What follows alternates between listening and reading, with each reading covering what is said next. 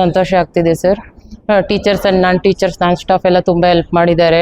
ಇಲ್ಲಿ ಎಜುಕೇಷನ್ ತುಂಬ ಇಂಪಾರ್ಟೆನ್ಸ್ ಇದೆ. ಅದಕ್ಕೋಸ್ಕರ ನಾವು ಈ ಸ್ಕೂಲ್ ಚಾಯ್ಸ್ ಮಾಡ್ಕೊಂಡು ಇಲ್ಲಿ ಸ್ಕೂಲಿಗೆ 9th ಜಾಯಿನ್ ಮಾಡಿಸಿದ್ವಿ. ತುಂಬ ಖುಷಿ ಆಗ್ತಿದೆ ಸರ್ ಈ ಮಾರ್ಕ್ಸ್ನ. ಇದೊಂದು ಮೇನ್ ಗಂಟನೆ ಸರ್, ಇದು SLC ಅನ್ನೋದು.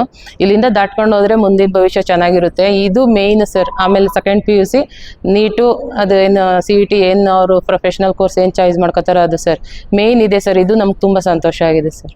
ನಮಸ್ಕಾರ ಸರ್. ಇವತ್ತು ನಮ್ಮ ಸ್ಕೂಲಲ್ಲಿ ಹೈಯೆಸ್ಟ್ 605 ಬಂದಿದೆ, 97% ಆಗುತ್ತೆ. ಸೊ ಎಲ್ಲ ಆಮೇಲೆ 21 ಡಿಸ್ಟಿಂಕ್ಷನ್ ಇದೆ, ಮತ್ತು 90+ 11 ಜನ ಇದ್ದಾರೆ. ಸೊ ಎಲ್ಲ ಮಕ್ಳಿಗೂ ನಾವು ಕಂಗ್ರ್ಯಾಚುಲೇಷನ್ಸ್ ಅಂತ ಹೇಳೋಕ್ಕೆ ಇಷ್ಟಪಡ್ತೀವಿ. ಸೊ ಇಷ್ಟೆಲ್ಲ ಸಾಧನೆ ಮಾಡಿರೋ ನಮಗೆಲ್ಲ ಸ್ಟಾಫು, ಮಕ್ಕಳು ಮತ್ತು ಪೇರೆಂಟ್ಸ್ ಸಪೋರ್ಟಿಂದ ಎಲ್ಲ ಆಗಿದೆ.